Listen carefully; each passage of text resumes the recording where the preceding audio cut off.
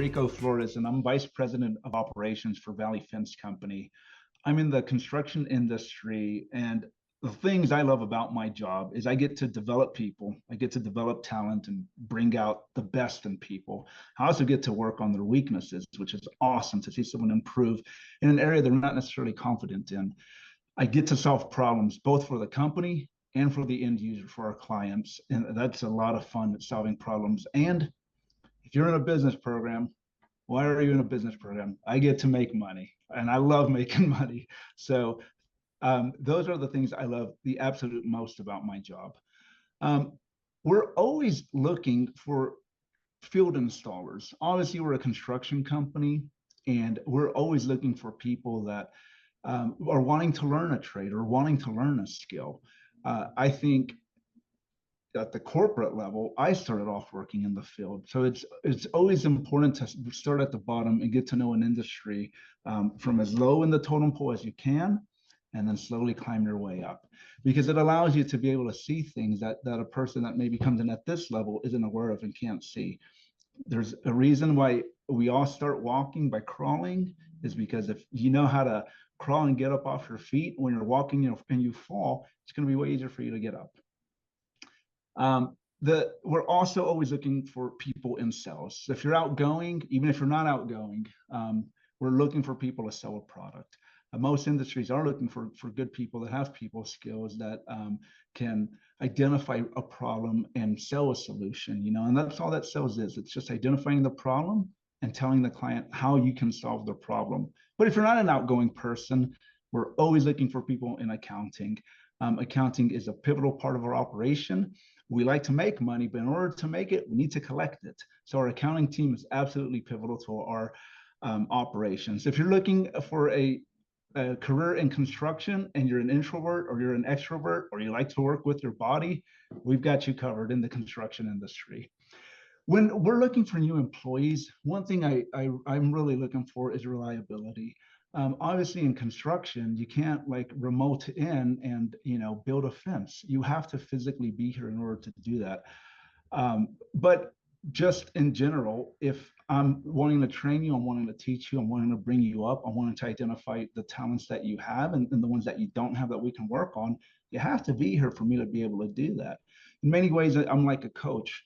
And if you don't come to practice, then how are we going to get better at your free throws? So reliability is key. Another thing that we're always looking for is a willingness to learn. Ask questions. There's no such thing as a dumb question. I want you to want to learn about everything. I want you to ask about how we got here. I want you to ask the things you shouldn't do.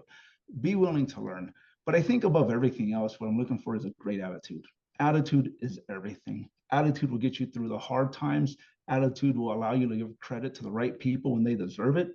Attitude will allow you to take the fall, even when it's not your fault. And people will begin to look at you as a leader. Attitude is everything. And we're always, always, always, one key thing that I'm looking for is attitude. I want you to be excited about coming to work every day. Resumes are interesting. There's so many things I can point out that I'm looking for. But I think some of the key things that I really look for in a resume is I want to see the skills you have, especially if you're coming out of high school. Did you learn how to use Microsoft Excel? Did they teach you how to use Microsoft Word? Do you know how to send an email? Are you bilingual? Don't be shy about those skills. List them somewhere. Were you involved in any clubs or activities? I want to know that. That tells me that you can work in a team, or that you're at least willing to take the challenge of working in a team. So let me know what you have to offer. Another thing I'm looking for on a resume is, let's say, for example, you worked at McDonald's and you flipped burgers. Please don't just write down, I flipped burgers. Explain to me briefly, but explain to me how that created value for McDonald's. So maybe you all met your burger quota, 90% of the time that you were on shift. Then write down, met burger quota 90% of the times I was on shift by efficiently, creating a product. Use terminology like that. Don't undersell what you did for a company, but let me know what you did for a company. Let me know how it created value for a company. So go into a little bit of an explanation, but don't write a paragraph. Try to keep it to one, ideally 1 line, maybe 2 lines on a resume. Now, one thing I really look to not see on resumes, especially as you get older, is a lot of job hopping. Job hopping tells me that you might be toxic, that maybe you don't get along with people, maybe you don't work together in a team, maybe you don't know what you want to do, or maybe when the going gets tough, you jump ship, you know? So I don't want to see a lot of job hopping. Obviously, when you're younger or there's career transition, I'm okay with some job hopping as you're trying to feel your way out. But if there is some job hopping going on, I do want to see progression. I want to see that maybe you left out an opportunity after 6 months, but because there truly was a better opportunity on the horizon. Otherwise, job hopping just sends so many red flags that it's really a resume killer, in my opinion.